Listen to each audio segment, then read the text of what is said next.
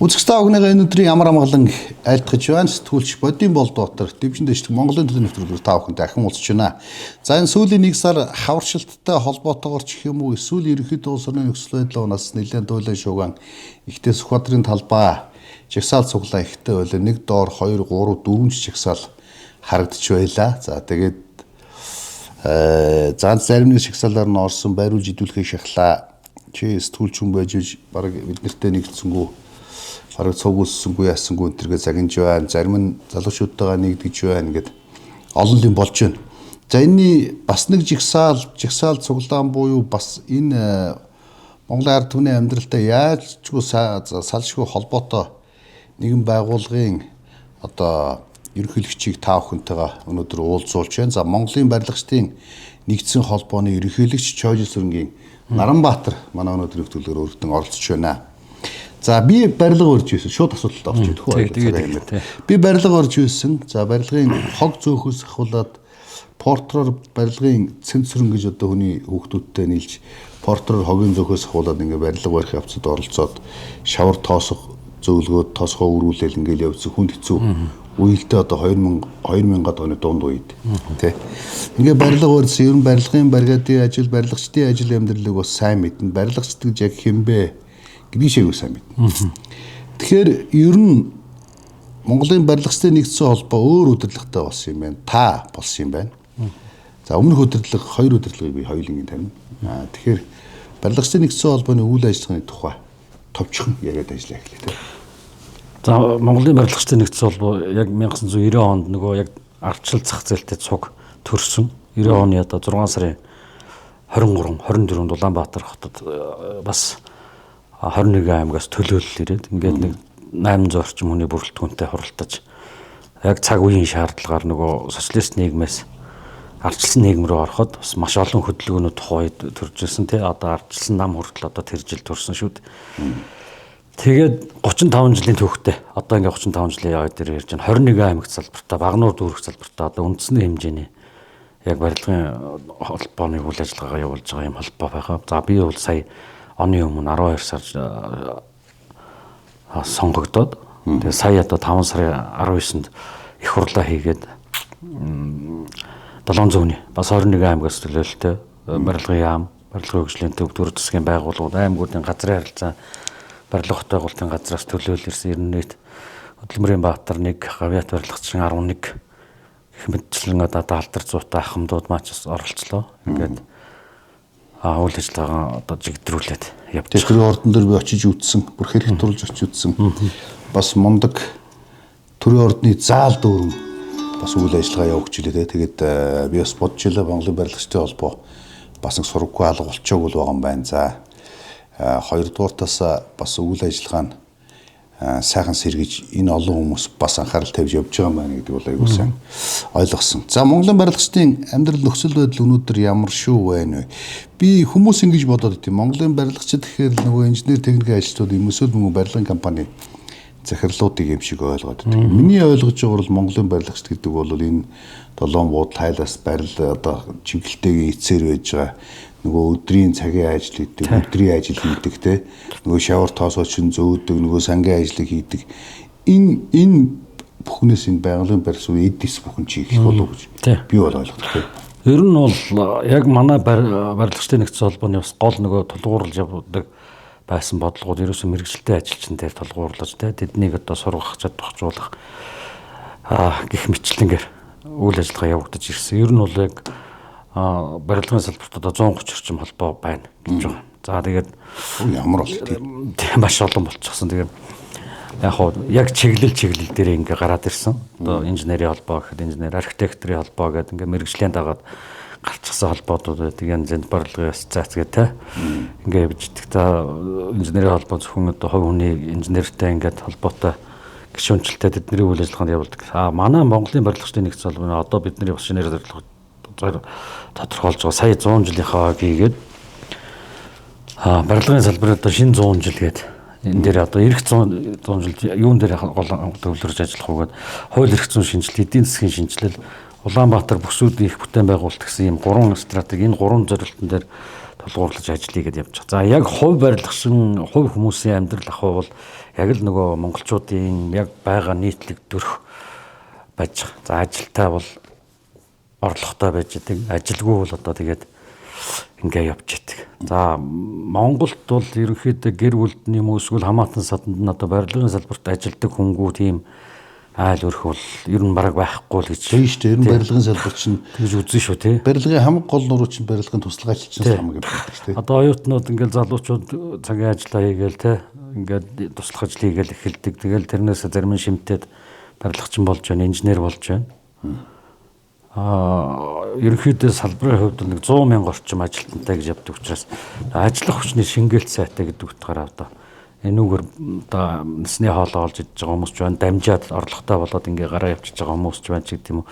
Бизнес эрхлэгчдэнд хүртэл одоо 100% зах зээлийн одоо бүрэн одоо хувийн хвшилт шилжчихсэн салбар байхгүй нэг онцлог нь. Тэгээд одоо бүх барилгууд хувийн хвшилт орсон. За энэтэй холбоотой ч бас сайн муу юмнууд зөндөө гардаг нөгөө мэрэгжлийн удирдлага байхгүй аа ч гэдэг юм уу эсвэл одоо цалингаа өгөхгүй аа энэ төр гэл одоо бас муу юм гарч ирнэ бас нөгөө барилгын чанар байдлын асуудлууд хүртэл ингээл гарч ирдэг. Ингээд холбооны хувьд бол маш олон юм дээр анхаарч ажиллах шаардлагатай болчихдог. Ерөнхийдөө бас одооноос хэлээл яриад урайлал явж байгаа.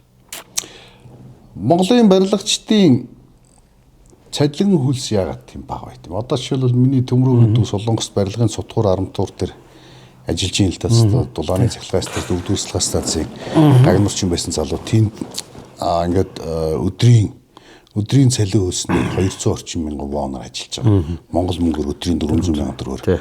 Тэгэхээр сард энэ хүн чинь нэг одоо 12 сая за байг хэд нэг 10 сая төгрөг авчиж байгаа байхгүй. Манай Монголын барилгын хамгийн том хямралтай асуудал туслах ажилчны асуудал. Туслах ажилч үнэхээр олддог. Тааш одоо барилгачтай холбоотой байгаа юм чи өөрөө барилгын компанитай байх бодвол. Тэгэхээр туслах ажилч юм байхгүй. Яагаад ажил хийдэг юм бэ гэсэн чинь за яг нэг ажил их дургу хүмүүс шалтгаан ярьдаг л да цалингаа өгдөг нэг тэргээл. Нөгөө талаасаа үнэхээр цалин бага шүү дээ. Маш хүнд ажил хийж байгаа. Тэгээд цалин бага байгаад байдаг.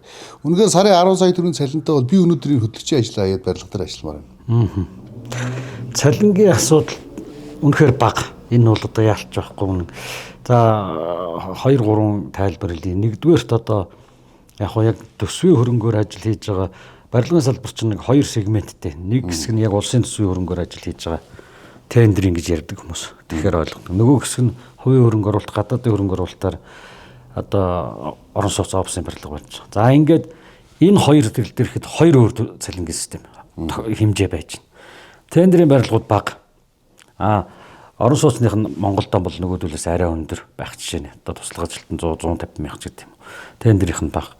За тэгээ нийтдээ бол бид дэлхийн жишгээс одоо 5 дахин бага үнээр барилга барьж байгаа ард юм шүү дээ. Тэгэхээр цалин тийм Монгол улс ерөөсөө тийм байхгүй. За энэ дотор ингээд задлаад ярих юм яг мэрэгжлийн хүмүүс бас маш сайн мэдж байгаа. Тендерийн барилгууд буюу нэг улсын төсвөөр ажил хийж байгаа хүмүүс чинь тийм цаанаас нь тарифаар тогтоогдсон цалинтай байж байна. Одоо төрийн албаа агч нар нөгөө залингийн шаталтай байдаг шүү дээ. Яг тэрнтэй адилхан. Барилгачдад хэдэн төгрөгийн цалин өгөх төрөөс тогтооцсон. Төрөөс тогтоодог. Ерөнхийдөө төрөөс тогтоодог. Тэгээд тэгээ тэр нь зах зээлийнхаа цалин гүйцэтгэв. Одоо жишээлх юм бол өнгөрсөн онд улсын барилгын яамны 95 дугаар сайдын тушаал гэж гараад цалин нэмэгдэж байгаа. За нэмэгдэж байгаа нь яг нөгөө нэг цагийн үнэлгээг 5906 төгрөг гэж тавьж байгаа. За 8 цагаар үржих юм бол те өдрийн 40 мянган төгрөг байх нь шүү дээ. Тийм үү? Бид нар хүн ажилуулад ийм мөнгө авдаг. Тэгвэл бодит байдал дээр бид нар 45 мянгаар хүн ажиллахгүй шүү дээ. Тэгэхээр бид 100 мянган төгрөг өгдөг. Тэгэхээр бид алдагдал хүлээждэг гэсэн.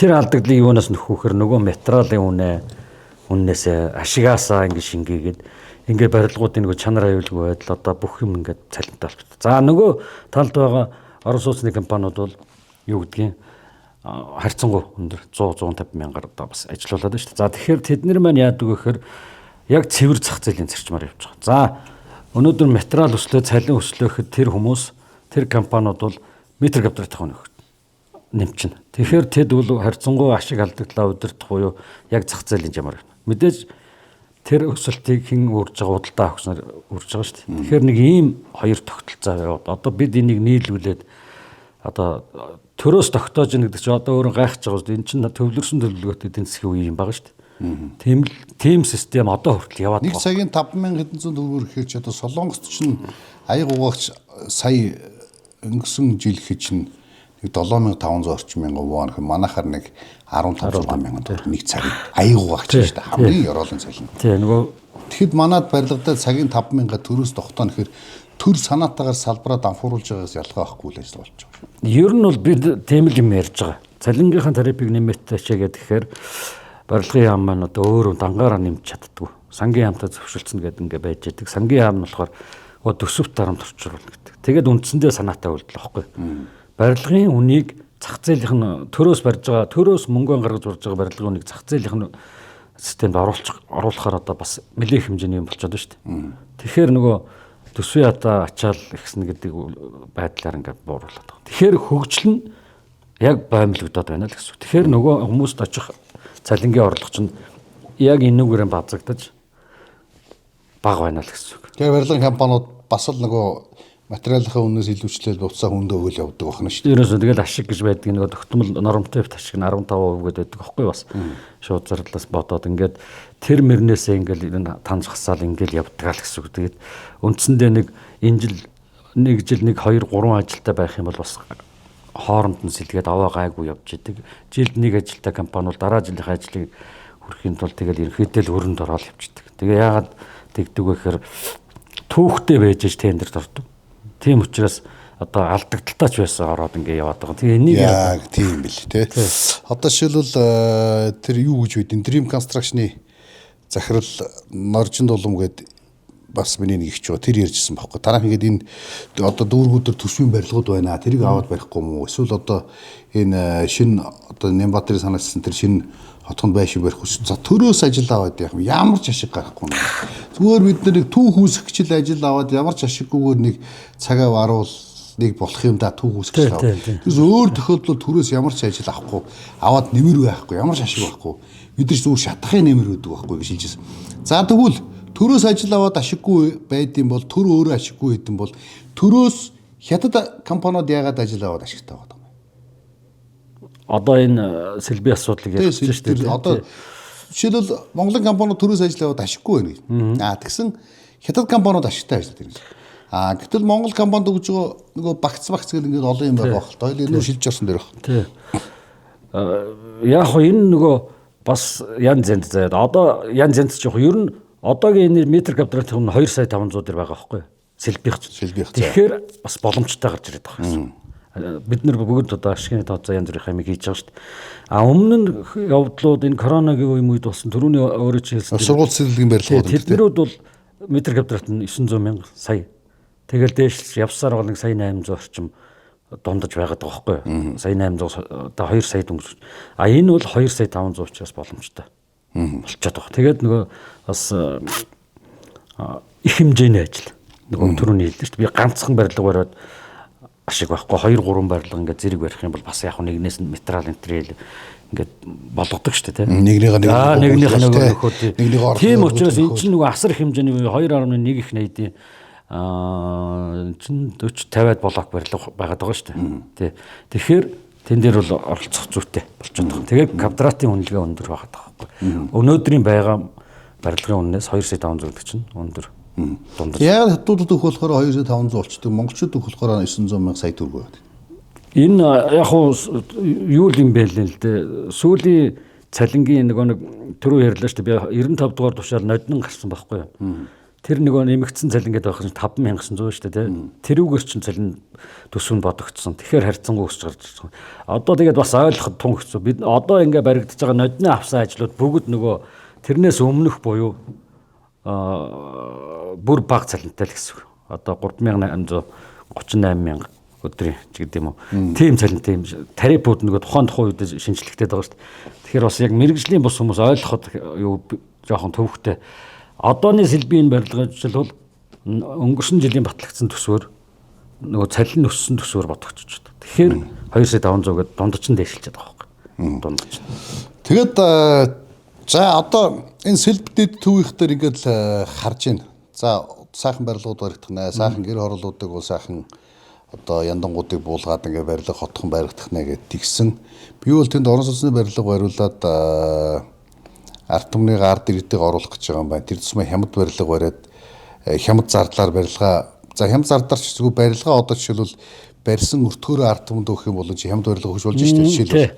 Гэтэл тэр чинь эргэн тойронд аяжхуу нэгж тэгэл хаосноо тансаг зэрэглэлийн хаос мангар олон юм нэмээ суудсан байгаа харагдаж илээ. Тэгэхээр яг энэ гэр оролцоог чөлөөлөх гээд хөгжүүлэх гээд байгаа юм уу? Эсвэл ард түмэн зориулсан юм гээд байгаа юм уу? Эсвэл дахиад нөгөө бизнес тэн дээр дамжсан бизнес хэсэглээд яваад байгаа юм уу?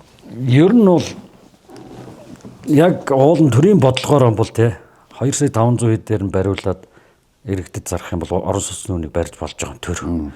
Яагаад гэвэл энэ дээр төр бас тодорхой хэмжээний зардал гарах боломжтой байхгүй. Энэ өөрөө бондны мөнгө гэж хэлж байгаа тийм.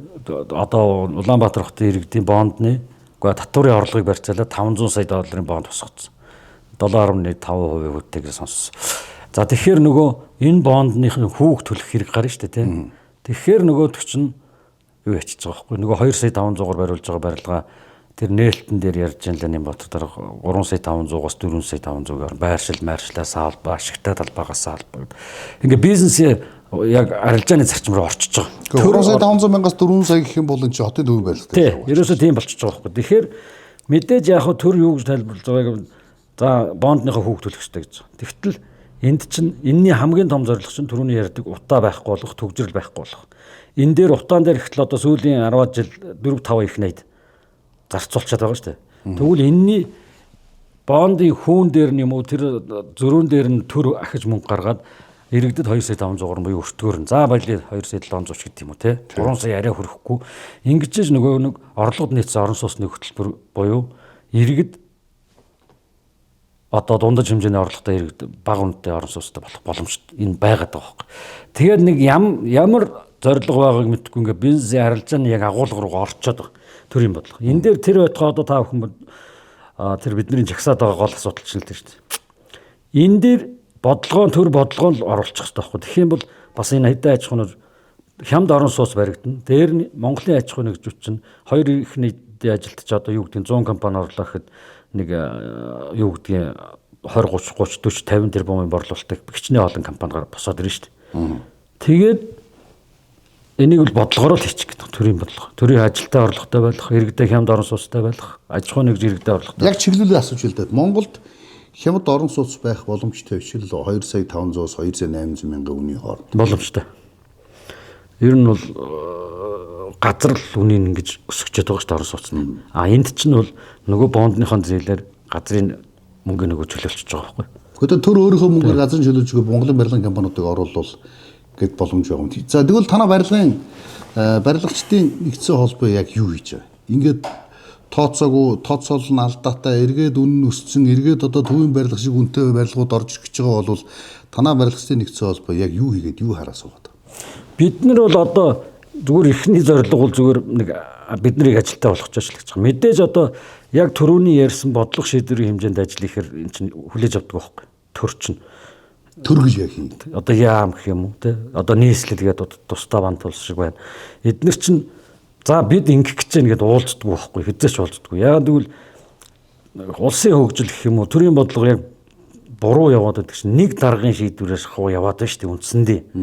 Тэгээд тэр төрд байгаа яамд байгаа аппаратууд гэхэр цөөхөн. Бусад төрийн бус байгууллага бусад салбарын мэргэжлүүдийнхээ үгийг үн цэнтэй болгож авмаар байгаа байхгүй. Хэзээ ч тэхгүй. Яагаад гэвэл тэд зөвхөн нөө төр гэдэг утгаараа нэг ихэрхэх дарангуулах байдлаар л ажилтдаг. Хамтраад зэрэгцээд нөгөө төр хувийн хөгжлийн түншлэлийн хууль мөл гоё юм гаргаад байгаа шүү дээ. Тэрүүгээр ажиллахыг хүсдэг. Ер нь л нэг даргархаг одоо социализмаас байсан ч гэх юм эсвэл ямар хаанаас байсан нэг төрийн албаа агч учраас нөгөө хүнээс заавал дээгүр зиндаанд байх хэрэгтэй юм шиг ингэж ажилладаг. Тэгэхээр төрийн бодлого руу энд одоо юу гэдэг барилгачдын холбоо, бусад холбоод ингээд салбарын холбоо мэргэжлүүдийн үг төрийн бодлого руу шингэж өгөхгүй байгаа байхгүй юу? Тэгээд одоо юу гэдгийг нэг сонгуулиар нэг мөрийн хөтөлбөргөө хий чин тэрнээс иш татаж аваад засгийн газрын хөтөлбөр гэж татаж аваад хий чин мэдээж их хурлын тэр мөрийн хөтөлбөрөөр хийхдээ яваад ард түмнэр хилцүүлдэг тодорхой хэмжээний саналууд авдаг. Гэхдээ салбар бүр дээр яг энэ мэргэжлтнүүдийн буюу мэргэжлийн холбоотын оролцоог маш сайн хангах хэрэгтэй. Тэндээс бүр бараг зарим ажил угаасаа байгаа шүү дээ. Чиг үүргөөгүй зарим бодлогын асуудлуудад тэднэрээр холбоод бид нэр хийх ёстой бодлогын асуудлууд гэж.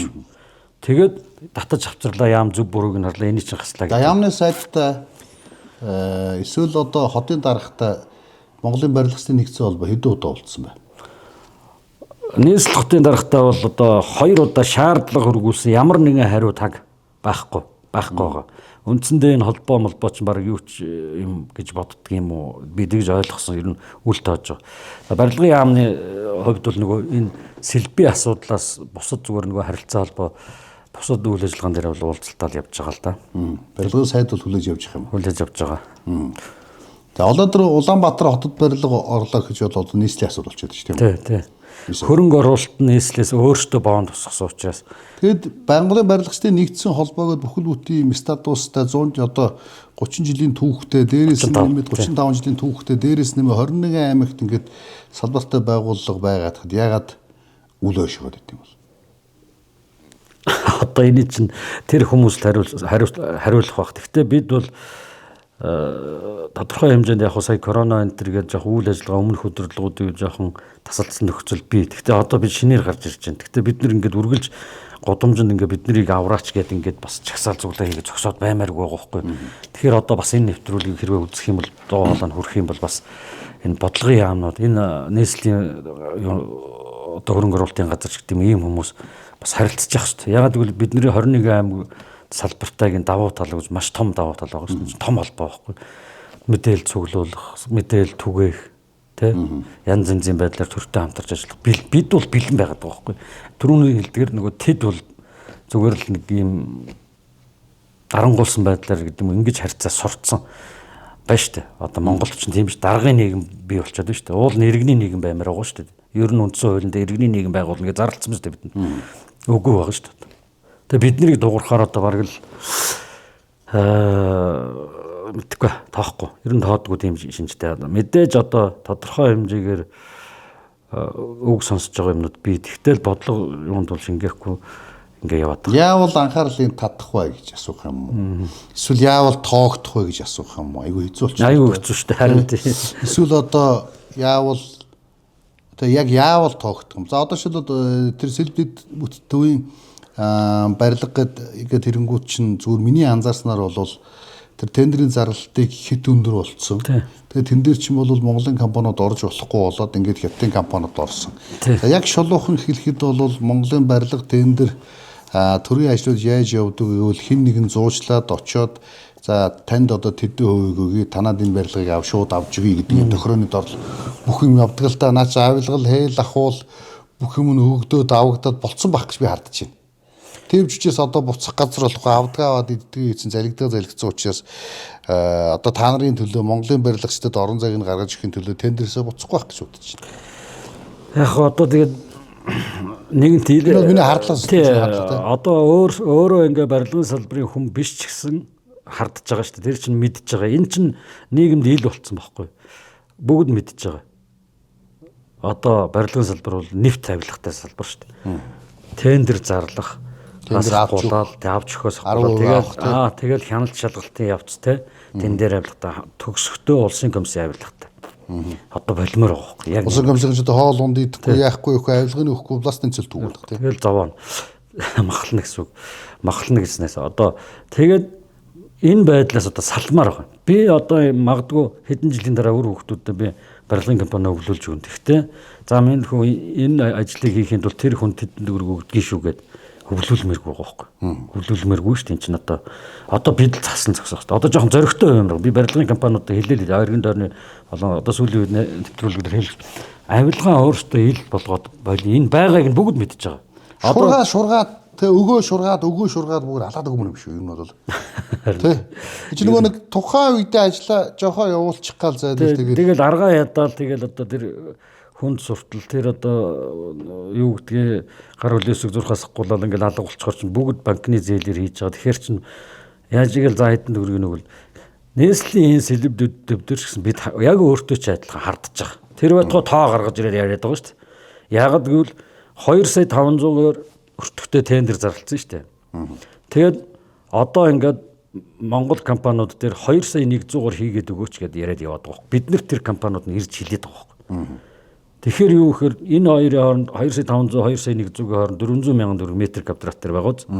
За ингээд эн чинь нэг бодохоор 16% болчиход байгаа. Тэгээд нөгөө 2.1 их нээд 16% гэх юм бол 320 тэрбум төгрөгийн одоо авилгын асуудал байж магадгүй гэж бид хардж байгаа. Гэхдээ энийг бол нөгөө 90 сурвалжлах сэтгүүлч гэдэг юм уу тэр хууль шаналлтын мөнгө мөрдөөд явуул юм болох бах. Бид бол зүгээр л одоо энэ нэг ажилд ч орчмоор байна шүү дээ. Шалгуураа бууруулаад өгөөч гэл ингээд шаардлага оруулж байгаа. Шаардлагын хариуд ирж байгаа хариунууд бүгд л тийм хариу ирж байгаа. Одоо жишээлх юм бол амар баясгалан дарга их хурл дээрээс хэлсэн. Аж үйлдвэрийн байнгын орноос ирсэн байна. Эдийн засгийн ядгаан төмрөөс ирсэн байна. Юу гэж ирсэн гэхээр тэр нь биднэрт болон нийслэл рүү очиж байгаа бичиг шүү хариу. Бидний шаардлагаар хуулийн хүрээнд тендерийн шаардлагыг бууруулад үндэсний компаниудад оруулах ажлыг зохион байгуулаад гэж байгаа. Тэгтэл одоо нийслэл 4 сарын 28 шаардлага өгснөөс өнөөдрийг хүртэл 5 сарын 28 дахиад нэг шаардлага өгсөн, 2 шаардлага өгсөн. Ямар ч хариугүй байгаа. Тэгэхээр нөгөө юм аваад яг өөрөө сая хэллээ шүү дээ. Аль хэдийн ингээд эд тод хэлсэн чинь гүрийгээд над та нарыг бол тоохгүй байх гэдэг чинь үнэн болчихж байгаа байхгүй. Энэ хардах бид нар бол хардах хэрэгтэй шүү дээ. Тэгэл урдуур яригчл гэдэг чи танахаас тим тендер тим юм аваад өгвөл тэдний төдөө үе нөгөө тийг ивэлэн мөнгөөр тийг ингээд юм зэ. Урдаас биднэрт ч мэдээлэл ирж байгаа шүү. Тэр нь ингээд махлаад гэх юм уу юу гэхээр 2 3 блокоор нь ингээд урд хэлийн урд шүү ингээд явцсан байгаа шүү дээ аль хэдийн. Мо энд болохоор 2,100 квадратын бариулъя гэж юм бол урд бол за чи 2 блокын чи 3 блокын чи гэдэг юм. Яагаад гэвэл энд нэг юм байгаа бас. Бид нар ерөөсөө хятад компани юм уу хятадуудыг эсэргүүцээд байгаа юм биш байхгүй. Яагаад гэвэл бид нар барилгын компаниуд материал бараг 80-90% хятадаас хамааралтай байхгүй. Бид нар чинь бүгд хятадаас орж ирж байгаа. Тэгэхээр биднэрт түншүүд битг. Одоо материал ханганы нийлүүлэлтийн ч гэдэг юм уу барилгын компани найз нөхд хятад хүмүүс байх. Хятад Монгол 2-3 мянган жилийн түүхтэй гэж байгаа шүү дээ. Бид нар мэдж байгаа тийм. Тэнд худалдаа 8 хийжсэн, заримдаа зодтолдож байсан тийм. Гэхдээ урд байгаа нөхдүүд манай Монголын ноёдыг дандаа л хээл ахвал тавтуулж байсан. Тэрэнд нь ард түмэн эсэргүүцч одоо янз бүрийн тэмцэл бослого хурдлаач. Одоо хэрэн л ингээл яваал. Одоо хэрэн л ингээ яваад шүү дээ. Одоо болимоор байна л гэх гээд байгаа. Тэгээ тэр түүхийн дээр янз янзын хурц юм руу бас бид нарыг битээ оруулчаач. Бид нар ч одоо хэд хоног жагсах юм. Жагсаж байгаа сүулдэ уурлаад хурд жотондоо хөрүүл яах юм. Хин хариуцах юм. Ийм асуудлууд байгаа шүү дээ. Эн чинь үндэсний компани Монгол хүн 1 номер, Монгол эх орондоо бол 1 номер л байх хэвээр. Тэгтэл одоо ийм болоод шүү дээ. Одоогийн болж байгаа юм бол өөрийнх нь хүүхд өлөө хоосон явж яхад л өрөөлийн хүүхдүүд чихэр бурмаа авчиж өгөөд шүү дээ. Энэ ноёдууд чинь манай Монгол төр засаг чинь. Тэгэхээр чи эн чинь юу вэ? Байж болохгүй үстэй. За одоо шулуухай хэлэхэд нэг ийм тайлбар бас яригдчихвээ. Засаг дээгүүр шүү. Хэрвээ Монголын компани Монголын барилгачд өгсөн бол наад ажил чи хэдэн жил дуусахгүй. Наадад чи төсөн мөнгө байхгүй, хөрөнгө мөнгө байхгүйгээ суучин, хэвчин. Тэгээ цалин тавиад ажилчдаа алдчихна, ажилч нархтад алга болчихно. Тэр энэ Монгол барилгачд бол найдваргүй, Монголын барилгах найдваргүй. Тэрний оронд хятад компани оруулж хэлгүүл галзуулаад хийгээд дуусгаад явчихнаа. Тийм болохоор тэртэргүй энэ улсын хөгжлийг өршүүлэх гэж бол хятадуудаар хийлгэхээс арга байхгүй. Надад ч нэг жалганд очиод гэр гэртээ очиж архитад ажил хийхгүй л гэдэг юм яриад. Ярьж үл ер нь бол яах юм нэг монголчууд ажил хийхгүй шүү дээ яах юм гээд. Зүгээр энэ Монголын барилгын салбар барилгачтай нэгдсэн холбоо ингээд саяхан шинэ ажил аваад явж байгаа ш. Ер нь энэ хүний хөгжил тал дээр яг юу хийд юм бэ? Монголын барилгачтай архитад алга болчихдог нь үнэн шүү дээ. Туслага зави бол мэдээж барилга удирдах байгаа дарга захирал инженер техникийн ажлуудыг бол хийхгүй. Эдгээр чинь бол арай харс. Нөгөө бол туслага ашигчтай асуудал. Нөгөө бол барилгыг яг ганц урагшлуулдаг юм тусдаг. Эднийг архитал алга болчихно. Дампуурал алга болчихно. Цалин тавиал би барилга дээр өөрөө ажиллажсэн. Цалин тавиал 3 хоног ажиллачаагүй болдог шүү дээ. Тэгэл мөнгөнд дуусаал, архин дуусаал, мөнгөнд дуусаалхаас сэгсэгээл нэг юм өлбөсөн зөөн биш юмнууд 3 хоногийн дээр ямар ч ажлын чадвар байхгүй болцол орж ирдэг үнэн шүү дээ. Тэгээ энэ байдлаа бид нар засахгүйгээр хятадын барилгачтай яаж өрсөлдөх вэ гэдэг асуулт. Одоо бас яг наадах шиг чи юмнууд яригдчихэж байгаа л да бид нар дээр бас энэ тэмдгийн нөгөө хурал цуглаанд ярьж яригддаг. Гэхдээ өнөөдөр дархны замыг таавхан санаж байгаа хөөхтэй. Тэр тухайн үед бас л нөгөө мега гэлж хэлэхээр том төсөвтэй ажил болсон шүү дээ. Тийм учраас Монгол компаниуд чадахгүй, Монгол замын компаниуд чадахгүй гэл өгчихсөн. Тэгээ 8 жил 9 жил одоо болтол байж л дуус. Бүрэн дуусчаагүй гэл. Тэр хийсэн тойрог мориг нь одоо хамгийн мэдрэл зав тий. Тэгээд хятад компаниуд нь тэрийг хийж дуусгаагүй шүү дээ. Тэргээл мөнгөний л авсан. Буцаагаад Монгол компаниудаар хийлгсэн. Тэгээд тэн дээрээс одоо хохирсон Монгол компаниудад одоо хүртэл байгаа шүү дээ. Яг энэ нөхцөл байдал тавтагдах гэдэг. Одоо монголчуудыг хэдий болгон ажил хийж чаддгүй мадгүй маргчин дүүлэгчингээр төр засаг нь дуутах юм. Ард түмэн нэг гэж дуутах одоо болимоор байгаа. Энэ ажил 500 сая долларын ажил 2 жил юм уу 3 жил үргэлжилнэ. Энэний дараа энэ амжилттай бол дараагийнхт нь дахиад 500 сая ч юм уу босгоод ахаад энэ нь юу хэлэх гэдэг нь энэ дээр дандаа монгол компаниуд ажиллавал бид завгүй ажилтай баймаар байна шүү дээ. Доктортой ажил барилгачдад өгдөг цалингаа Монголын барилгачдад өгмөр байна. Өгмөр байна тий. Тэгэхээр доктортой ажилтай байх юм бол одоо бүх захирлууд нөгөө ажлах хүчний хомсдол байгаа учраас чамаар ажил хийлгчээ чиний мөнгийг мөрдөг захирал байхгүй. Тим тэнэг захирал байхгүй тий. Доктортой ажилгуудэл зарим нь ингээл балраал заадад нөгөө тэгээд нөгөө төрийн ажлын чинь мөнгө төгрөг ингээ саатдаг нэг эрх мэдэл өгөхөд дарга гарын усыг зурхгүй болооддаг ийм юмнууд л байгаа. Тэрнээс бол яг чамаар ажиллаа хийлгчээ чамааг мөрдөг тийм тэнэг захирал бол байхгүй.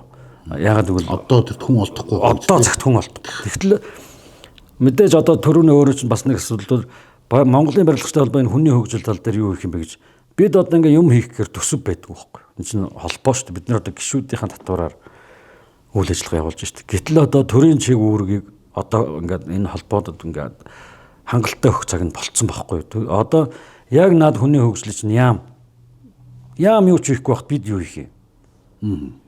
Надаас наадах ч асууж баг тэнийг санагдаж байгаа байхгүй. Яг тэгвэл тэр төсөвтөө анхаарах ёстой төрийн яам нь. Төрийн яам нь хүн хүчгүй чадахгүй бол төсөө биднэрт өгөөд хийлгүүл харин бид окей. Дор нь хийх байхгүй, чадах байхгүй. Ямар над төсөв чинь байгаа шүү дээ өгнөл. Байгаа. Тэгээ өгдөггүй төрийн чиг үүргийг өгдөггүй нэг тусгай зөвшөөрөл сургалт 2 гэдэг нэг 2 төрийн чиг үүргийг 2 төрлийн бас байгууллагад өгсөн. Тэгээ тэр төрийн бусууд нь тэр чиг үүргээ алдахгүй тулд яамтайгаа одоо юм ярьж чаддаг. Барилгачдын эрх ашигын төлөө одоо бид тэмцэж байна. Нэгдэж ихээр нэгдэж чаддаг. Ягаад гэвэл тэнд очих юм бол чиний тусгай зөвшөөрлөж хураач шүү. Сургалтын чирхийг хураач шүү. Яам дарамтлаж чаддаг шүү дээ. Энэ бол бодит тоххой. Тэгэхээр бид яах вэ? Бид тийм ажил байхгүй. Бид нэр эрх ашигын төлөө явж шүү дээ. Монгол компаниуд Монгол хүмүүс ажилтаа болгоё. За төрийн бус байгууллагууд нэгдээч гэж өчигдөр уриалга гаргаад ингээ ярьсан. Тэг ирж байгаа юм байхгүй. Нэг л газар ярьсан гэл ингээл байж идэг. Одоо тэгээд энэ хүнтэй та бүхэн яаж? Одоо тэгэхээр миний ойлгож байгаагаар бол тэмцэл харагдаж байна л да. Тэмцэх хэрэгтэй юм.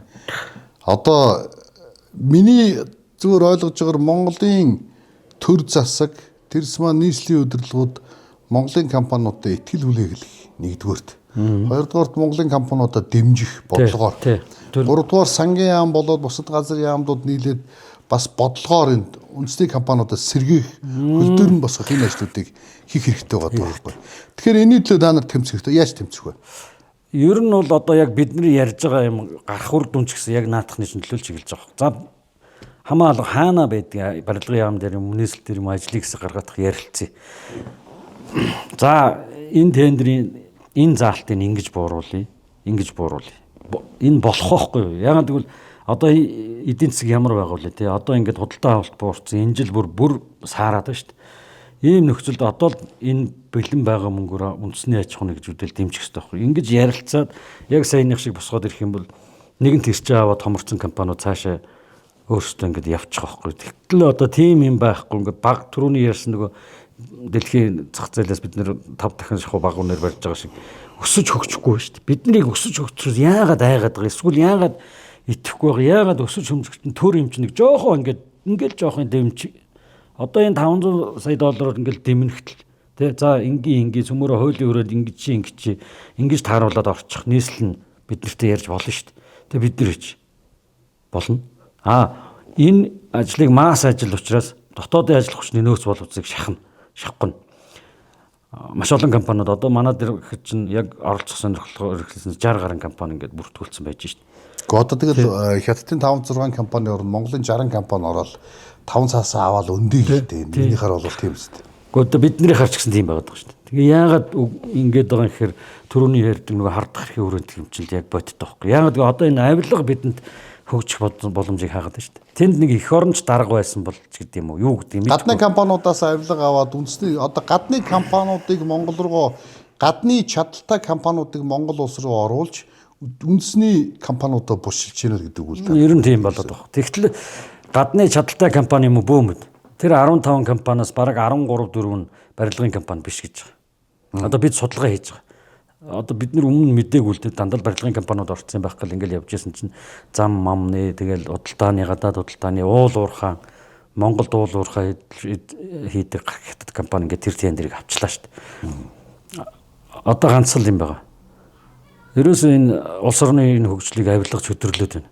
Одоо бид нар үнэхээр одоо хурцтаж магадгүй. Ягаад гэвэл бид нар ингээд амь тэмцээд шүү дээ. Ажил хиймээр байна гэдэг төр зэсгээс одоо сонгож байгуулсан төрөөсөө ажил гойгоо явж шүү дээ. Бид нар та нарыг сонгуулаар сонгоцсон шүү дээ. Гэхдээ бид нарыг та нар сайхан амьдрал, ажилтаа орлоготой байлгах гэхээр чи итгээд сонгоцсон шүү дээ. Одоо тэгсэн чинь бэлэн ажил гараад ирсэн чинь хятад компанид өгөө яваад байгаа. Тэгээ бид нар ингээд гуугаад яваад энэ арай л оролцох сонирхолтой 60 компани нийлээд мөнгө цуглуулаад тэр авилгыг өгүүл яа. Биднээс ч одоо айдаг юм уу, ичдэг юм уу нэрлэх юм авахгүй шүү дээ. Тэрнээс одоо ажилтнууд бол өгчмөр шүү дээ. Яадгийг. Тийм л байгаа. Энд чинь гонигтай юм шиг мөртлөө одоо инээдтэй юм шиг, гонигтай юм шиг тийм л байдал болчиход шүү дээ. Үнэхээр өгчмөр байна бид нар. Тэгвэл угсаа санаар авч чадахгүй шүү. Чадахгүй байгаа. Тэгэл одоо төр засгийн гуйгаал их хурл руу хүртэл, ерөнхийлөгч рүү хүртэл ингээл шаардлага өгчөөл ингээл суучна. Гонигтай л юм тий. Гонигтай. Ерөнхийдөө гадны компаниудыг оруулж ирмэлсэн компаниудаа бошлоо гэдэг бол. Тэгээд ордос чадахгүйгээр нөгөө метро энтер бидний хийж үзээгүй ажил байсан бол бид нэр одоо хамаа алга. Дугуй. Бид нар зүгээр 20% нь очиад бид нар сураад авчи хажууд нь очиж туслангаар нь байж хат гэж хэлж байна. А дээр нь гадаадын хөрөнгө хятадууд өөрсдөө мөнгө барьж орж ирээ хийж байгаа бол бид нар бас дугуй. Болж шít бид нар зүгээр та нарын туслан хийч гэж болж байгаа. Энэ чинь дотоодын их усүрийн бонд. А тэгээд дээр нь монголчуудын хамгийн их сайн чадж байгаа 9 давхар ямар ч нарийн технологи байхгүй зүгээр энгийн хийцэл бүхий өгсөрмөл 9 давхар 12 давхар барилга байхгүй. Ийм юм дээр чинь одоо үнэхээр хүнд байдал дараа. Одоо сая юу гэдгийг сая үнэхээр шармахтай гатж штэ. Яагаад би энэ үгийг хэлж ийм гэхээр урч нь ерөнхийлөгч ухнагийн хөрс хэллээ штэ. Их хурлын энэ дээрээс. Та нар ард түмнээ бити шармахтай гатаагаад байгаа гэж. Гэхдээ одоо нэр үнэхээр шармахтай гатж чинь яах юм? Гонигтай байна. Үнэхээр гонигтай байна. Болдог бол тэр авилгын өгчмөр байна. Тэгээд 2 хятад компани, 60 монгол компани, 100 монгол компани цаашаа явмаар байгаа байхгүй. Тэгэх юм бол эн чинь энэ сэлб дэддүүр ингээс дуусчихгүй. Дараа 6 дэддүү байгаа шүү дээ. Дамбударжаа, Баян хушуу дэддүү гээд яг эднэр шиг орон сууцнд хэрэгтэй. Энийг хийж чадсан монгол компаниуд цаашдаа бооччих байхгүй. Тэ? Бяртаа болчих шүү дээ. Тэгин гутаа дараачиг нь хийгээ явчихна. Тэгээд энэ яг нэг үгэлэхэд одоо өөрөө бол та маш сайн мэдж байгаа. 90 оноос хойш монголчууд бүх зах зээл ихтэйхэнд одоо аль хэдийн алдсан байгаа шүү дээ. Одоо түүхэн идээс хавгуулаад алдаж эхэлсэн тийм. Тэгэл одоо юу гэдгийг энэ уул уурхаа одоо ихэнх салбарууд маань одоо ингээд уг нь барилгын нэг хэсэг хятадтай гаргаад овоо зах зээлээ өөрсдөө эзэлсэн байсан шүү дээ. 11 2 оны үеэс хойш ер нь хятадууд барилгын Монгол дахь барилгын салбараас шахагдсан. А энийг бас одоо ахмадууд хэлж байгаа. Юу гэдэг сайхан том барилгууд өөрсдөө хийсэн нөгөө хятадуудын чинь бид нар бас нэлээд өндөр үнээр төр засгийн дэмжлэгтэйгээр 8 оноос 10 он хүртэл ер нь төр засгийнхаа дэмжлэгтэй хятадуудыг шахсан шүү. Одоо та нар Наранбаатараа энийг алдах юм бол та нар маш өндөр өртгөөр буцааж зах зээлээ олж авах шүү. Гэхдээ баг та нар буцааж олж авч чадахгүй дээ. Бид нар бол 8-аас 10 оны үед хийсэн шүү. Төр засгийн дэмжлэгтэйгээр зах зээлээ яасан шүү. Одоо 12 оноос хойш нэг шигтэд компани хороол барайг байхгүй юу? Дандаа монголчууд барьц. Тэгээд энийг тухайн үед төрийн юугаар хийсэн шүү. Буян тухай 1 2 гэдэг эн чинь дандаа төрийн дэмжлэгтэй хийсэн шүү гэж.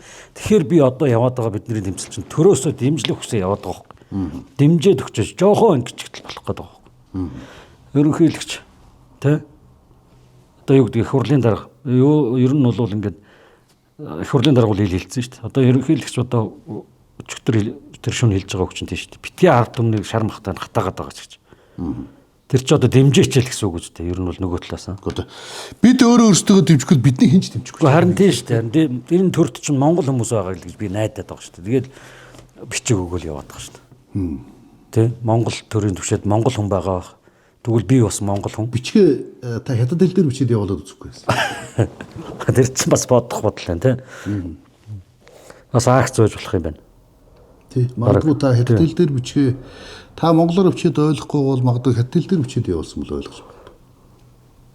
хүн мэддэг юм л ойлгоо шүү. Тийм амар тийм байхгүй. Тэр чинь одоо бас нэг тэр би тэгж л бодож байна. Би зүгээр надад бол тэр Монгол улсын төрийн удирдлаганд байх оюун ухаан, тэр ур чадвар, тэр мундаг өргөн далаацтай тэр бүмийг олох мэдлэг чадвар байхгүй л дээ. Зүгээр миний болох миний хар ухаанаар бол нэг үндэсний хэдэн компаниудаа яаж ингэж чадахжуулаад арамтуурынхаа үйлдвэрийг тэр сэлбэрийн төв рүү татуулаад Монгол цементийн үйлдвэрээ татуулаад Монгол барилгын компаниудаа ажлын нөгөөд Монгол туслах ажилчтай ажиллаад тэр хятадын туслах ажилчид өгж байгаа мөнгийг Монголын туслах ажилчид өгөөд хятад барилгач 7-8 сая төгрөг өндөр цалинтай ажилладаг штэ. Тэр 7-8 сая төгрөг нэг ядарсан тэр халиастын эцэс ирээд тоосго зүүж байгаа Монгол авах хэрэгтэй байхгүй. Тийм үстэй. Тэгээд сангийн ажлын өндөр үнэлгээг бас л Монгол компани авч л өгөл дээ. Тэгжж л юм дэшээ өгч. Тэгээд сая 5 сарын 19-нд их нөгөө барилгачдын их хурал дээр бас хэлж байгаа шүү дээ. Нэг Баян онгороос ирсэн ихч тэр засал хийдэг, барилгын засал хийдэг гэж. Гайхаад яриад байгаа байхгүй. Гүн чин хятад засалч ирээд өндөр цалин аваад байгаа. Бид нэр бага цалин аваад байгаа. Яагаад ийм байдгийм бэ гэдэг ингээ гайхацарсан юм чинь. Тэгээ гаднаас оруулж ирсэн хүмүүсээ тэгж өндөр цалинжуулаад яваад байдаг. Яг монголчуудын хариуцлагагүй түрүүний нэг хэлдэг жоохон өгнүүд биелдэг. Гэхдээ эн чинь доктортой ажлын байргүйгээс л болоод байгаа. Солонгос хятад байнгын юм бужигнаатай хөгсөж байгаа. Наад нэг хариуцлагагүй байдлыг чи шийдэх юм ерөөсөн мөнгө л юм байна. Мөнгө ерөөсөө л тийм. Энд нэг улаан бүбүүчин ядаргаатай архичин нэг найз байсан. Тэгээд Солонгост очиод барилгадаас би тэг бодохгүй цаа ирээдтэй ш. Тэгээ очиод нөгөө сөөжиг уугаад тэгээ тийчээ Солонгосын гудамжид бас новш болно дөө гэд. Дотроо л муу найзгаа бас жоохон муухан бодож ирсэн. Тэгсэн нөгөө нэг чинь Солонгос барилга дээр юу хийж байгаа юм байна нөгөө пум ухсарж байгаа юм байна. Тэгээ аюу өндөр цалинтай аюу сайн хөөстэй нөгөөд чи юу вэ байр савныгаа мөнгө сөнгийг хийцэн одоо 5 дахь жилдээ ажиллаж ин гэр орны унаа машинтай байр савтай болгоцсон харигтаар уухаа болцоо одоо хаа нэг амралтын өдөөс бусдууд бол яас чи чин мөгөө махнаас чанаас гарч мөгөө чон махнаас гардаг шиг архиас гарч байгаа үсэж уумаар л хөшөө өглөө ажилт болох чадахгүй ингээд ингээд нөгөө бүх тампуу байдал чи нөгөө цалингаа одоо амьдралаа одоо зүтгэж байнгын ажил тогтвортой барилгачид ч гэсэн 7-8 сая 10 сая ажилтнтай цалинтай тэгээ чи чадахгүй зайлаараа ч юм уу гэхэд бол гүрэн шүү дээ. Хинч арих واخгүй шүү дээ. Хинч цагтаа ажиллаа хийгээл ингээд тэгээ нөгөө биднэрт ч нэм доктортой ажил ингэж ажил олгож байгаа компанид олдохгүй байгаа даа шүү дээ. Тендер налаантай бодлоонтай тэгээл одоо 3-4 сарын явал зогсож дээ. Тий тэгэл энэ сэлбэд чинь би тэр боломжийг гаргах төсөл гэж хараад байгаа байхгүй. Энэ дээр ажиллах цалин өндөр байж чадна. Энэ 2-3 жил тасралтгүй үргэлжлэхээр энд чинь олон монголчууд тэр хашаан дотор божигнэ шүү дээ. Хин хинээсээ хоцроод хин нарих угаа яваад байх тийм хүсэхгүй шүү дээ. Тэгэд мэдээж залуу өндөр байна. Тодорхой. Тэгэхээр ийм 6 дид төв байгуул эн чинь энэ 6 дид төвийг Монголын барилга хийчих юм бол аваа боочих гэдэг. Аваа боожл байх. Одоо эн чинь том асууд 2.1 их найдын ажил хийсэн компаниуд гэдэг бол тэгээд цаашаа бол доктортой штэ ер нь бол энийг л хүсэж байгаа. Тэгтэл одоо нөгөө гадныханд өгсөн энэ Могон нуурын 1008 айлын барилга гэдээ байж байгаа шүү дээ. Энэ одоо 6 жил болж байгаа барилга. 2019 онд эхэлсэн 8 блок 22 давхар барилга. Хятадын буцалтгүй зээлээр. Тэгээд хятад компани ирж барьж байгаа. За та бод хятадын буцалтгүй зээлээр хятад компани ирж барьж байна. Бид нар энэтэй юу ч өрсөлдөхгүй эсвэл юу ч барьцлахгүй байгаа заяа. Тэр хятад компаниуд Монгол компаниудаар туслан хэлгэж байгаа. Мөнгө төгрөгийг нөхгүй байгаа гомдлоо зөндөө ирж байгаа. 6 жил бариад дуусгах гэж 8хан барилга. Яг адилхан Монголын мөнгөөр яагаад гэвэл ахаа хятад компанид ажил өгöd байгаа юм бэ? Монголын мөнгөөр Монгол компани, хятадын мөнгөөр хятад компани Монголд барилга барьж болно.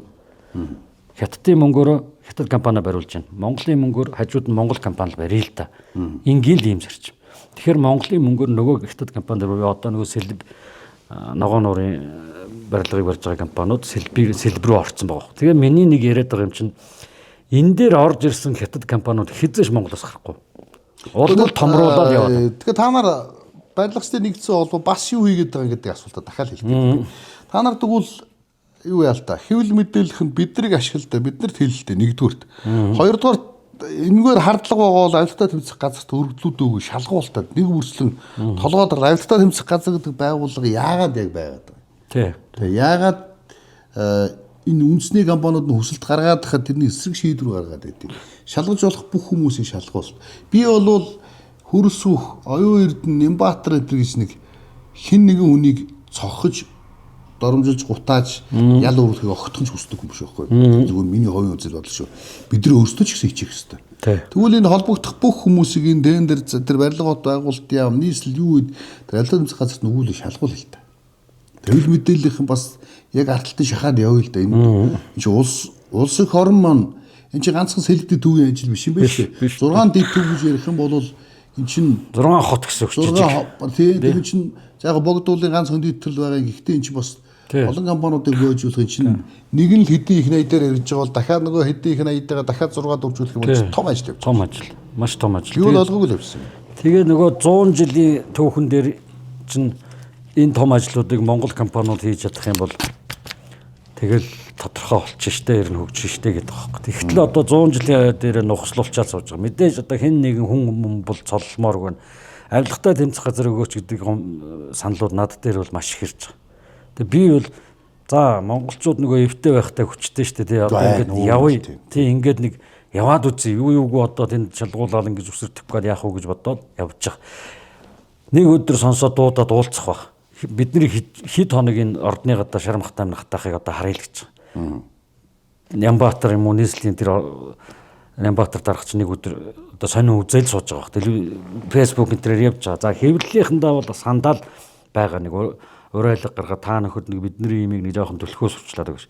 Мэдгүй одоо сүүлийн үеийн өчтөр энэ сүүлийн 10 хоног энэ улс төр халуун байгаатай холбоотой одоо мараг манусыг юм тоодог амтал байхгүй л. Үгүй шүү дээ.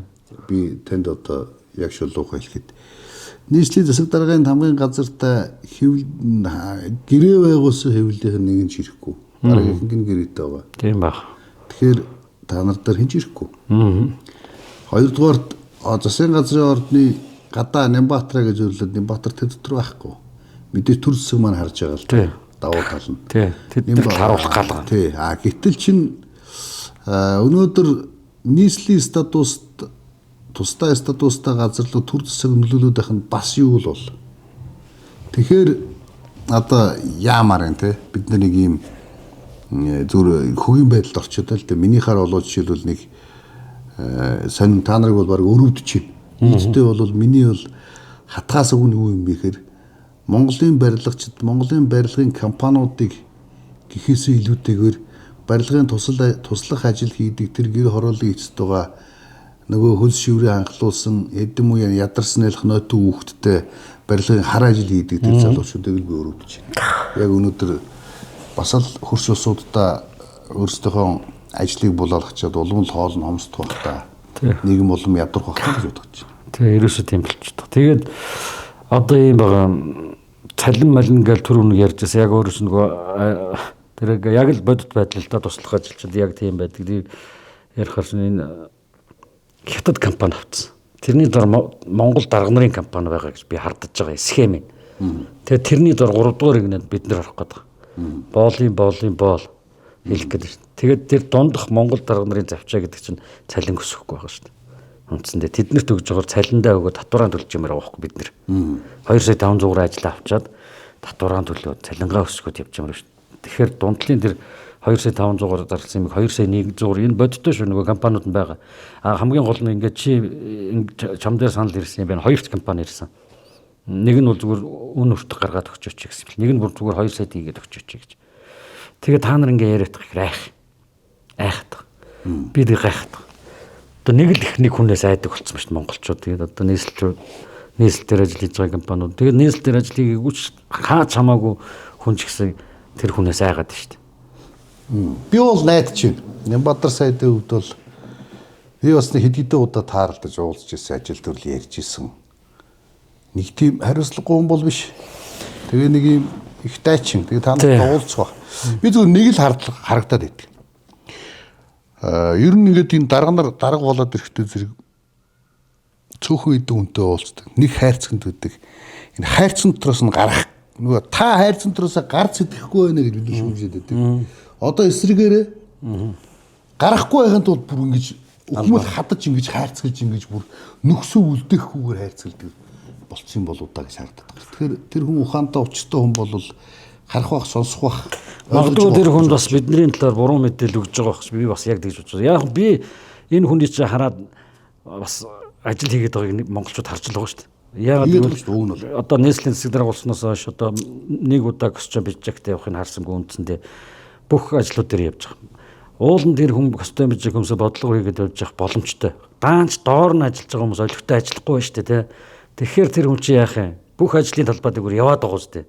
Энд чинь ажил шүү дээ. Яг тухайн цаг үеийн ингээд таарсан учраас гэхдээ энэ нийслэл хотын чинь магадгүй хөнгө үзэмжтэй болох чи тэрийг гоё болгох чи гэж зүтгээд байгаа шүү дээ. Энд чинь тийм буруу юм биш. Бид ерөөсөл наад хайрцагч л юм бодоод байна. Ер нь биднийг бол ингээ уулзуулахгүй байх сонирхол бүхий яг хана тавьсан хүмүүс байх нийслэл төр.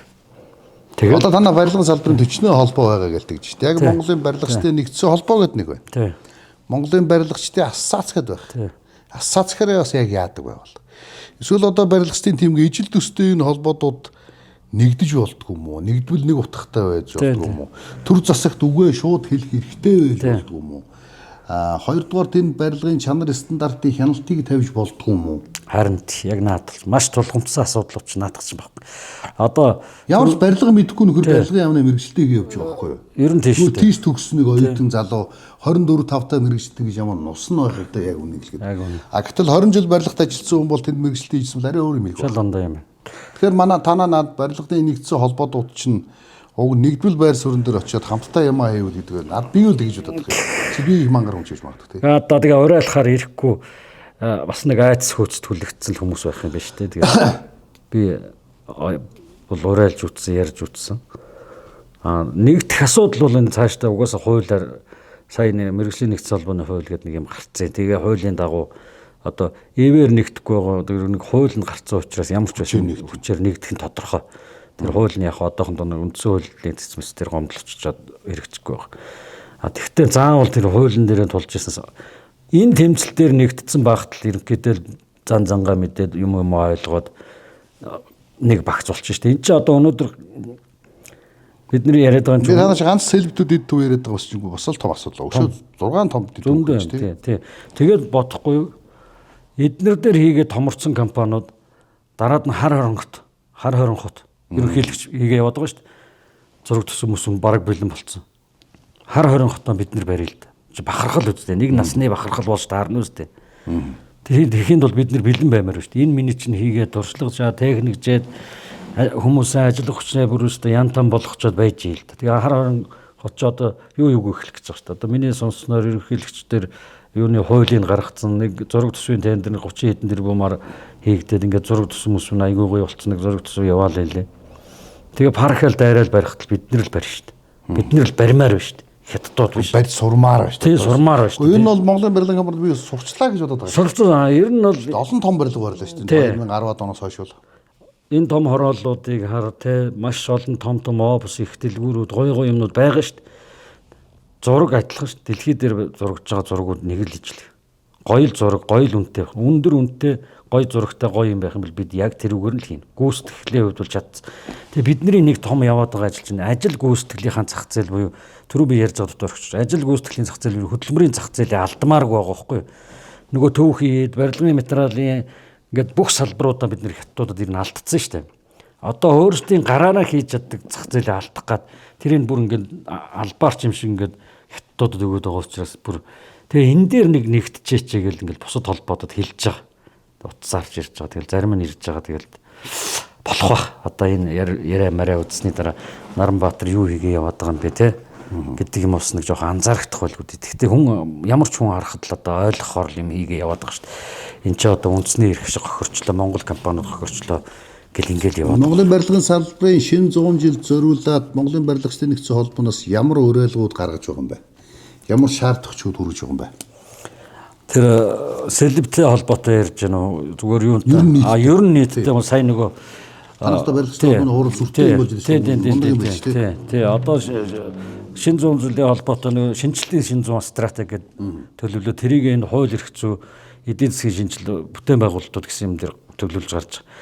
Эдийн засгийн шинжилэл гэхээр одоо нөгөө үн өртөг түрүү баг байна гэдээ яриад байгаа шүү дээ. Тэрийг одоо дэлхийн жишг рүү ойртуулах. Ядч л одоо энэ сэлбэдэд төв шиг энэ томоохон бүтээн байгуулалтууд хийх нөгөө бүтээн байгуулалтууд нь ороод энэ хууль эрхцүүдээр бол зөндөө юм байна. Хуулийн хамгаалалт хэрэгтэй байна. Саяных шиг хуулийн одоо дэмжлэг хэрэгтэй байна. Ийм гурван юм уяатай шинжлэлийн шин зүүн гэсэн стратегтэй ингэж ажиллах гэж байгаа. Ажил сая их хурлаараа тунхаглалцсан. Одоо ингээд хэрвээ энэ сэлб орж ирээгүй мө байсан бол яг энийг юм бариад одоо ажиллаа хийж юмар байгаа байхгүй юу. Тэгтэл одоо энэ сэлб чинь ингээд зэрэгцсэн. Тэгээ энэ сэлбийг алдаж болохгүй. Энэ сэлбийг алдах юм бол энэ зорилтоос ухрна. Улаанбаатар болон бүсүүдийн бүтээн байгуулалт оролцохын зорилт байхгүй болно. Будаа болно. Эдийн засгийн шинжилэл байхгүй болно. Энэ дээр чинь маш олон компаниуд бас томорч босч ирнэ шүү дээ. Тэ? Ингээд одоо хууль эрх зүйн хүрээнд тендерийн шалгуураа багасгах гэдэг ингээд бас л их хурлын даргаасахгүй ярьсан ба шүү дээ. Тэгээ бид нэр ийм харилцан уялдаатай буюу шинжлэлийн шин зүүн гэсэн стратегийг ийм гурван зорилтын хүрээнд ингээд авч хэрэгжүүлэх. Яг сэлбийн асуудал орж ирэх бол одоо энийг бариад тайлбарлаад хуулаад түрүүний таны ярьдаг нөгөө ажилчдыг те одоо юу гэдгийг нөгөө синхруулах оюухан юу нөгөө арх мархныг багуулж чадахжуулах энэ юмнуудаа хиймээр байгаа байхгүй. Яг 100 мянган барилгачин байгаа юу гэдгийг бид нар мэдэхгүй байна. Яг тэрийг тоолъё гэдэг нөгөө хөтөлбөрийн зах зээлийн эрэлтийн судалгаа хийе гэдэг нормчлын санд бид 200 сая төгрөгийг хүсэлт өгсөн. Тэгэл байхгүй. Солонгосын барилга дээр битүү монголчууд, Австралийн барилга дээр битүү монголчууд, Америкийн барилга хаусны барилга дээр битүү монголчууд. Тэгээд ур чадвартай бид нар өнөөдөр бүтээн цайтай тийм хүмүүс яваад байгаа шүү дээ тэнд чинь. Тэгээд төр засаг нь барилгын салбараа дэмждэггүйгээс болоод бид нар ажилчтай ажил хүчний шигс алдаад байна. Манай Монгол улс нэг ингэж харагдаад байна шүү дээ одоо. Хатуу хилгайлын бодлогороо л ард иргэдэд тогтоож байгаа шүү. Яг үнэндээ тий. Яг үндсэндээ одоо хилгайлын чөлөөтөө тавиад өгвөл пүх гэд бүгд цухтаад байгаа. Тийм шүү дээ. Энэ чинь эх орондоо байж хат ажлын аваач айлын хөвгтөд өгöd байгаа юм чинь энд байж яах юм. Яг үнэ. Гомдд юм байгаа шүү дээ. Тэгэл явна шүү дээ. 10 сая төгрөгийн цалинтай үл чи зурлаач их үү барилгач их үү? Зурлаач. Барилга дээр л. Энэ нөгөө ерөөсөө хөлс мөнгөний асуудал. Нөгөө энэ чи ерөөсөө буцаад яваад нөгөө Монголынхаа барилгыг төр засгаасаа дэмжихгүй байгаагаас л. Одоо харин тэр шадарсаа амраа сая тань овоо айтайхан юм хэлж илээ тий. Тэгсэн тий. Бас тэгсэн чи бас нэг мэдрэмжтэй бүгдийн дээрээс харцсан юм хэлээд байгаа байхгүй. Тэр Монгол барилгач чинь чадаад байна шүү дээ тий. Ховын хөрөнгөөр барилга хийхээр дэлхийн жишг нийцсэн барилга бариад байна шүү дээ. Яагаад төрийн ажлыг хийх гэхээр болохгүй байгаа юм шиг нөгөө та нар яагаад өндөр шалгуур тавиад байгаа гэсэн шүү дээ. Тэр дээр вэж одоо нэг асуулт асуух. Энэ улсын их хурлд хандаж хоёр ч янзын шаардлага ирчээд байгаа. Нэгдүгээр нь энэ Улаанбаатар хотын бүтээн байгуулалттай холбоотойгоор үндэсний аж ахуй нэгжүүд, дотоодынхаа аж ахуй нэгжүүдийг одоо ажиллаар хангах бодлогыг огт баримтлахгүйгээр шалгуурын их өндөр тавьж зориудаар гадны гүйцэтгэгч нарыг оруулж ирж гинэ гэдэг ийм шаардлагыг улсын их хурлд хандаж иргэдээс гарын үсгтэйгээр ирсэн байгаа. Ер нь тэгээд одоо энэ аж ахуй нэгжүүд чи ер нь цаашдаа яаж амьдрах юм бэ? Ихэнх ажлыг нь төр булааж аваа хийчдэг. Ахад томоохон бүтээн байгуулалтын ажил гарч ирээд тендер мендерт нь оролцоод ажил төрөл хийгээд явъя гэхээр шалгуурыг нь өндөр тавиад гадны компанид зориулаад тендер зарлцдаг. Тэр нь Монгол дотоодын аж ахуй нэгж гэж байх юм уу? Энэ дээр яаж бодлогоор дотоодынхоо аж ахуй нэгжүүдийг дэмжих, бойжуулах, илүү чадвартай болох тал дээр ер нь яаж анхаарах гэж байгаа юм бэ? Барилга барьсан ч гадны компани, зам барьсан ч гадны компани. Одоо тэгээд энэ дотоодын аж ахуй нэгжүүд ч ерөөсөө бүр ямар ч ажилд орж чадхаа байл шүү дээ. Сая одоо баруун бүс дээр очиод бас нэг 2-3 замын нээлтүүд болсон. Мэдээж тэр Азийн хөгжлийн банк гадны зээл тусламжаар хийж байгаа зам учраас тэгсэн байх. Дандаа гадны компаниуд л орж ирж гүйцэтгэж байгаа. Гэтэл дотоодод олон замын компаниуд, барилгын компаниуд өдөр болгон л ховийн журмаар ажил бизнесээ хийгээл яваад байдаг. Яагаад эдгээр аж ахуй нэгжүүд энэ дотоодын бүтээн байгуулалтанд оролцож чадахгүй болсон юм бэ?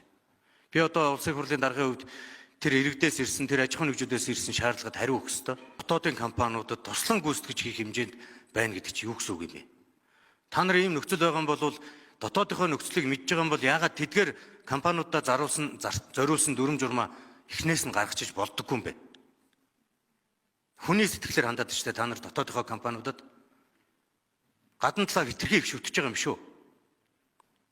Та нар дотоодын нөхцөл боломжийг ашиглаж гаднаас босгосон бондороо бүтээн байгуулалт хийх гэж байгаа үстэй. Тэгээ тэрий чи орж ирж гадны компани аваагараа явна. Яагаад дотоодын компани хийж болдоггүй? Энэ юм дээр та нар ер нь жоохон дотоодын үндэсний үйлдвэрлэлээ дэмжих сэтгэлээр асуудалд хандмаар ах юм. Дотоодын барилгын компаниуд чинь дэлхийн зиндаанд хүрсэн бүтээн байгуулалтыг хийж чаддаг л болцсон шүү дээ. Гэтэл цэлб дид төвдөр нэг том хороолол барихын тулд гадны компани орж ирнэ гэдгийг чинь монголчууд ойлгохгүй шүү дээ. Яаж ойлгох юм? Орон сууцны хороол барихаар хувийн хвшил бүрэн чадаад байдаг. Төрөөс зарлж байгаа ажилд оролцох болохоор хувийн хвшил чадахгүй болчдөг.